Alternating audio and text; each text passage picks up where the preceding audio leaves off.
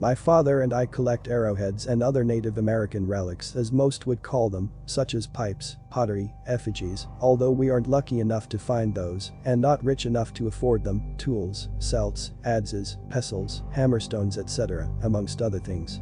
My dad has always been obsessed with Native American culture and has made it an ever-present point to teach me from very early on the real history of how the United States came to be, pertaining to Native American oppression that is. Anyway, he began collecting as a teenager. Ever since he found an arrowhead at an Indiana summer camp in the 60s, he has been hooked. This rubbed off on me. We have an awesome collection. We have found many of our pieces, but we buy most of them from various auction sites and dealers.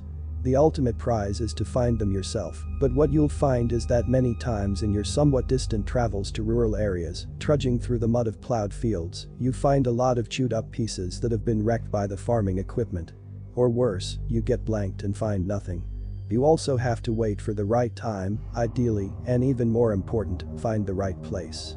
You need to go through these plowed and tilled areas, because these artifacts aren't just lying on the top ground surface unless it's a riverbank. They have been covered by thousands of years of sediment and can be feet deep in the earth. You want to try to go a day or two after a nice hard rain, hence the aforementioned mud, as this will expose the flint buried in the dirt a bit better. As far as the right place, you want to look in places where Native Americans would have lived. Places by rivers mostly, creeks and lakes will do, but it can be hard to find ones that have been around for thousands of years, that ancient people would have lived by. You also want to hunt off of any floodplains in more elevated areas. Ancient people wouldn't have lived in areas where it would have flooded, for obvious reasons, but the water was their lifeline, so they would have been close by. Riverbanks are good too, as previously mentioned, for things that may wash out of the water, but it can be hard to spot flint out of the crowded rocks. It tends to blend in, so morale of this story. Getting the right place at the right time and getting nothing out of it can be frustrating, hence buying them. Finding the right auction sites and dealers who don't sell fake crap is another story altogether. Now that you know a bit about arrowhead hunting and why I would have been where I was, I will move on to my experience. We live in Ohio. We do a lot of our hunting in Indiana and Kentucky in some pretty rural areas of farmland surrounded by wooded areas and foothills. Some of my dad's friends who are into the same stuff will give him the low on some good spots to check out, and that's exactly what led us to a huge set of fields in rural Kentucky. I don't even fully know where we ended up. The last road marker I saw was Route 8, and that was a little past Maysville. The instructions that we got were to follow the railroad tracks that ran along Route 8 past Maysville to a huge dilapidated red barn with an old rusted white truck out in front of it sitting on cinder blocks. We were to make the right turn directly after the barn and follow that road for a couple of miles. We were to then look for some yellow posts with a little crossing over another set of railroad tracks and make that left. Eventually we were to park alongside these tracks once we saw a clearing large enough to park the car. Cross the tracks, climb the hill, go through some woods, and the fields would be there. Great fucking instructions, I know. But you know what? It's not like these places have addresses per se, sometimes this is as good as it gets. We followed those instructions to a T, got to the stupid ass barn, made the right. Went down there for what I swear was 20 minutes. Saw the crossing to the other tracks with the yellow posts, made the left and scraped the piss out of the underside of my car in the process. Drove down there forever with no fucking place suitable to park a car as the road had fairly sharp declines on both sides. After cursing the damn instructions and telling my dad his friend was full of shit, we finally saw a flat grassy patch off of a tiny road. That had to have been it. The tracks were there and everything. We parked, grabbed our packs and crossed the tracks. The first thing we noticed was the sharp hill that was mentioned, good sign. We made it up and came to a gorgeous clearing littered with wild lavender and some other colorful plants. This was cool and all, but there were no fields. We decided to trudge through the wooded area surrounding this clearing. There was a large foothill to the left, so we weren't going that way. We just went straight through, keeping that hill on our left for reference. There was a creek crossing through this patch of woods, another good sign because it had to be coming straight from the nearby Ohio River. Only if we could find the damn fields, that is. We came across an old wire fence that had fallen in most places that we stepped over, and after another 75 yards or better came to an old set of rectangular, identical buildings. They looked like old bunkhouses or something, just 4 walls in the shape of a long rectangle. No doors and nothing inside. There were a couple of benches with a fire pit on the other side. The ash in there indicated that it had been used somewhat recently, at least within the past couple of weeks. Just a random observation I had at the time that became not so random later on. Looking up from this, we saw a tree line at the edge of a massive field. I have never been so excited to see absolutely nothing in my entire life. We went up and down this thing, eyes glued to the ground in the plowed rows all the way across. We didn't go the entire length, as at the furthest point we went, we thought we could make out the outline of a farmhouse up on a slight hill, just peeking over the top of the trees at the leftmost edge. Could have just been a barn or nothing at all honestly, but most of the places we go are on private property, and we try to stay as out of sight while being in plain sight as much as possible. In the past, my dad has had pissed off farmers wielding shotguns come wandering down, wondering what the hell he was doing on their property, so we like to avoid those situations for obvious reasons. Anyway, we found nothing but flint chips pushing on what had to be a couple of hours. My neck was killing me, and I was dying of thirst, so I yell over at my dad and make a drinking gesture with my arm while tilting back my neck. He yells something that I couldn't quite make out, so I waved him to come over. We decided to go back to the benches we saw coming through the woods and sit and drink some of the water we brought and eat the trail mix. We were way the hell out in this field, I mean, it was massive. As we walked back to that tree line, I first spotted what looked to be a faint orange glow. It had to be a fire in the fire pit we saw. I have 2015's vision, so I know I fucking saw this, even as far back as we were. I told my dad, and the closer we got he said that he could make it out as well. As we came closer to the tree line however, no more glow, nothing. We walked right up to the benches with the fire pit, no fire, no wood, no sign of anyone having been there. We walked back into the buildings on the other side, no sign of anyone having been there other than us. There were boot prints in the dust on the wooden floor, but they looked like ours. I'm not an expert tracker or anything, but there didn't look to be any more than 2 sets of prints there. I just kept thinking to myself that this is fucking weird. I know I saw a fire from that field walking toward the tree line, and my dad was damn sure of it too. We walked around in a circle to see if we saw anyone and came up with nothing. Not that seeing someone else would be a complete shock or terrifying or anything, I mean, we were in an extremely rural area, although I wouldn't consider it completely isolated. And as obscure as this hobby is, we have encountered other hunters before. I mean, I am 26, 6'6" and close to 230 pounds, and my dad isn't exactly a small guy either. I am not really worried about encountering anyone as strange as it may be. Anyway, we wrote this off. We sat and ate and chugged half of the water we brought.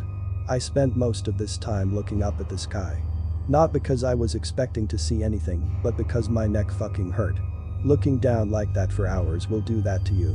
We got up and went back to the field and resumed looking. What we encountered next I still cannot fully explain, but is the real reason for writing this. After what I presumed to be about an hour into looking, I looked up to give my neck a break and saw what looked to be a woman wearing a red jacket and jeans. She was quite a ways off in the field. She was aimlessly walking around with a dog at her side. It looked to be a smaller dog, but again, we were a ways off, I couldn't exactly tell. I waved, thinking it was the owner of the property who may have spotted us, and I wanted to be as friendly as I could. She never did look over in my direction. I yell over at my dad and point in the direction of the woman. He's damn near deaf, not really, but it took him a few seconds and a couple of yells for him to hear me. I point in that direction while looking at him. He turns his head and then looks back at me and raises his arms in a what sort of gesture. He then waves for me to come over to him. I look back, and there is no woman. There is also no dog. I take a few seconds scanning the area and see nothing. I flip back to my dad, who has already resumed looking at the ground. I begin to walk over to my dad to tell him what I saw. I've got about 3 inches of mud on the bottom of my damn boots, and I knew this would take a minute. I decide to look down as I'm doing it to see if I can find anything along the way.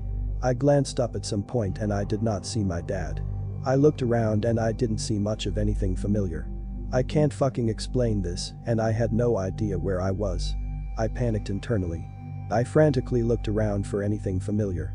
There was a tree line, but it looked different, and I was not going back in the woods in an area I did not know. I was in a field, but the hillside I thought we were using as a reference point was now much further off and from a different direction. I was dumbfounded. I was still convincing myself that it was my dad who wandered somewhere while I was walking back to tell him about the woman. I can't fully fucking explain how terrified I was. I cannot explain how I ended up wherever it is I was, and I still can't. I can only rationalize this in a couple of ways.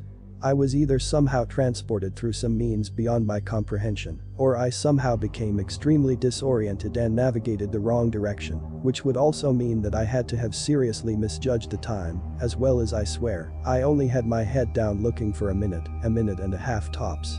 I probably stood in the same spot for minutes trying to not completely lose it. I was shivering in fear because I knew something very wrong had just happened. I ripped my cell phone out of my pocket and looked at the time. 2:46 p.m. I'll never forget it. The thing is, I don't believe I experienced missing time, phenomena I had been somewhat familiar with, but much more now, in initially becoming lost. This was not something I had really thought of at that particular time though, but thought about afterwards. I'll explain later. But I know we left the house around 9:30, and the trip took at least an hour, probably more like an hour and a half. I also know we had been out there for a few hours, so I really don't know if this qualifies as missing time and me initially becoming lost. My dad is also old school and doesn't have a cell phone. I couldn't call him if I wanted to. I was however going to call my mom to tell her that I didn't know where I was, but there was no fucking signal, being in the middle of absolutely fucking nowhere. That shouldn't have surprised me. I did the only thing I could do, start walking. I gathered myself and started to walk back towards the foothill I believed to be the one we used as a reference on our way in.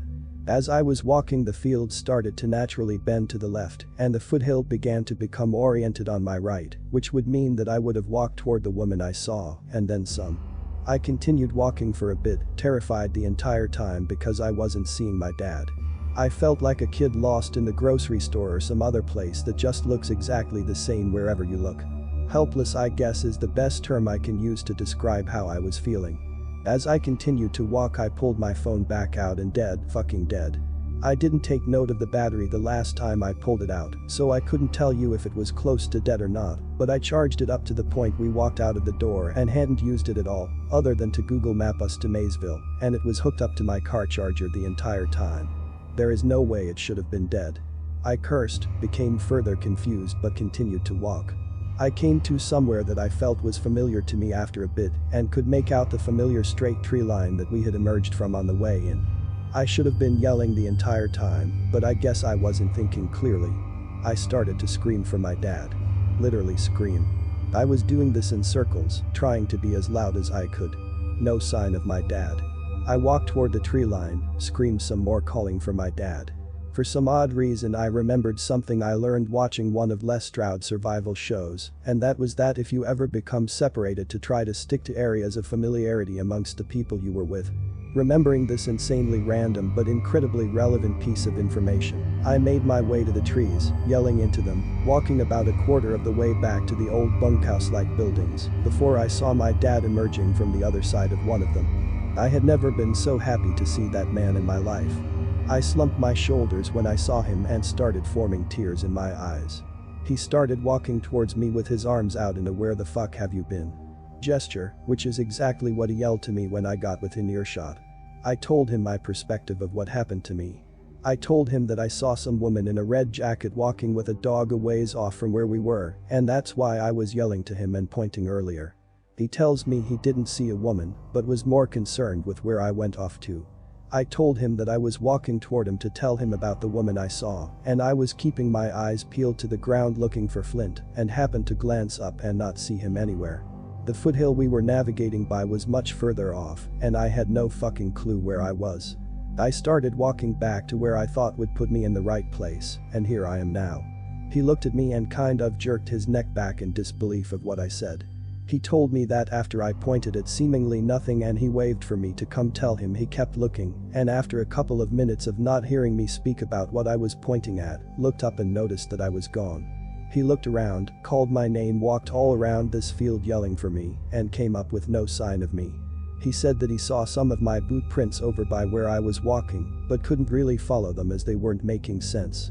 They just kind of went around in a circle from what he could make out, he said. Contrary to what someone may think, following footprints in a field like that could be potentially challenging. You could step on stones, nubs of corn stalks or soybean tobacco plants, and not really leave clear footprints for a good number of steps. This particular field was corn, little nubs of stalks everywhere in rows. Due to that, I don't know how much stock I put into his circle theory, but nonetheless he couldn't find me after a while of looking and yelling, and decided to head back to the benches to see if I had decided to sit and give my neck a break. He didn't see me, walked some of the way to the clearing with the lavender going toward the car, before he had heard me yelling and turned around. I pleaded to him that I had no fucking clue how I got to where I was, and that I saw a damn woman from roughly the direction from where I mysteriously ended up, just a hell of a lot further onward. He asked questions about the woman and I told him everything I knew. She was there, red jacket, dog, and never looked at me, and that she was gone when I looked back.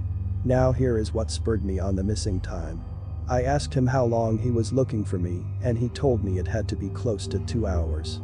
Now I know my dad exaggerates about all kinds of shit. By my calculations I spent about 40 minutes walking back to the area I was familiar with and another 10 or so to the tree line. I told him there was no way he spent 2 hours, but he insisted.